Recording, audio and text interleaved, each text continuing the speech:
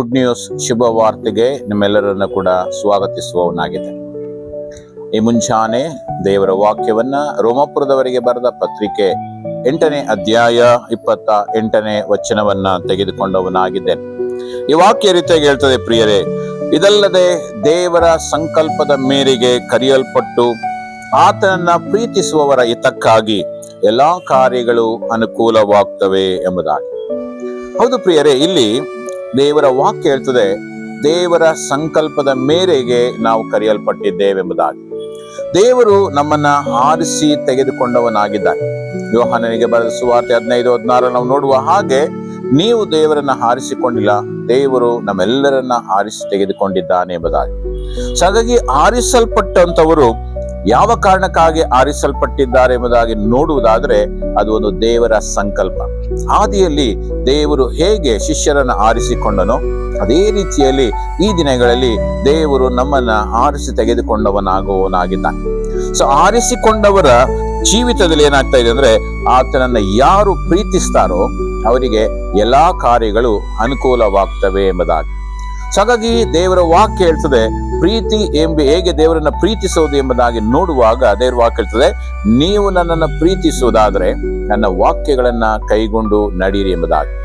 ಯಾರು ದೇವರ ವಾಕ್ಯವನ್ನ ಕೈಗೊಂಡು ನಡೀತಾರೋ ಅವರು ದೇವರನ್ನ ಪ್ರೀತಿಸುವಂತವರಾಗಿದ್ದಾರೆ. ಹಾಗಾಗಿ ಈ ಒಂದು ವಾಕ್ಯವನ್ನ ಕೇಳ್ತಿರತಕ್ಕಂತ ನಾವೆಲ್ಲರೂ ಕೂಡ ದೇವರ ವಾಕ್ಯವನ್ನ ಪ್ರೀತಿಸುವುದಾದ್ರೆ ನಾವು ಆತನನ್ನ ಪ್ರೀತಿಸ್ತಾ ಇದ್ದೇವೆ ಎಂಬುದಾಗಿ ಅರ್ಥ. ನಾವು ಆತನನ್ನ ಪ್ರೀತಿಸುವುದಾದ್ರೆ ನಮ್ಮ ಕಾರ್ಯಗಳು ನಮ್ಮ ಅನುಕೂಲತೆಗೆ ತಕ್ಕ ಹಾಗೆ ಅದು ಕಾರ್ಯರೂಪಕ್ಕೆ ಬರುವಂತದ್ದಾಗಿದೆ. ದೇವರ ವಾಕ್ಯ ಹೇಳ್ತದೆ, ಎಲ್ಲಾ ಕಾರ್ಯಗಳು ಅನುಕೂಲವಾಗ್ತದೆ ಪ್ರೀತಿಸುವವರ ಹಿತಕ್ಕಾಗಿ. ನಾವು ದೇವರನ್ನ ಪ್ರೀತಿಸುವಾಗ ನಮ್ಮ ಹಿತಕ್ಕಾಗಿ ಎಲ್ಲಾ ಕಾರ್ಯಗಳು ಅನುಕೂಲವಾಗ್ತದೆ ಎಂಬುದಾಗಿ. ಹಾಗಾಗಿ ನಮ್ಮನ್ನೇ ನಾವು ಪರೀಕ್ಷೆ ಮಾಡಿಕೊಳ್ಳೋಣ, ನಾವು ನಿಜವಾಗಿ ದೇವರ ವಾಕ್ಯವನ್ನ ಪ್ರೀತಿಸ್ತಾ ಇದ್ದೇವಾ? ದೇವರ ವಾಕ್ಯವನ್ನ ಪ್ರೀತಿಸುವುದಾದ್ರೆ ನಮ್ಮ ಕಾರ್ಯಗಳು ಅನುಕೂಲವಾಗ್ತದೆ. ಆದ್ರಿಂದ ಪ್ರಿಯರೇ, ಈ ಮುಂಜಾನೆ ಸಮಯದಲ್ಲಿ ಒಂದು ವಾಕ್ಯವನ್ನ ಕೇಳುವಾಗ ನಾವೆಲ್ಲರೂ ನಮ್ಮನ್ನು ನಾವು ಪರೀಕ್ಷಿಸಿಕೊಂಡವರಾಗಿ ನಾವು ಈ ಸಮಯದಲ್ಲಿ ಪ್ರಾರ್ಥನೆ ಮಾಡಿಕೊಳ್ಳೋಣ.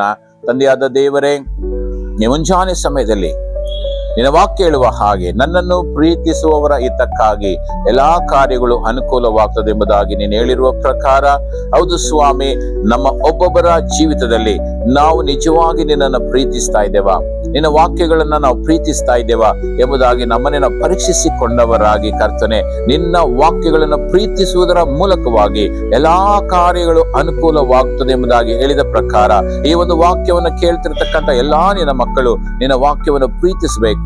ಅದಕ್ಕೆ ಅನುಕೂಲವಾದ ರೀತಿಯಲ್ಲಿ ಅವರ ಪರಿಸ್ಥಿತಿಗಳು ಅನುಕೂಲವಾಗಬೇಕು. ಹಾಗೆ ನೀನು ಪ್ರತಿಯೊಬ್ಬರ ಜೀವಿತದಲ್ಲಿ ಕಾರ್ಯ ಮಾಡಿ ಎಂಬುದಾಗಿ ನಾವು ಪ್ರಾರ್ಥಿಸ್ತೇವೆ.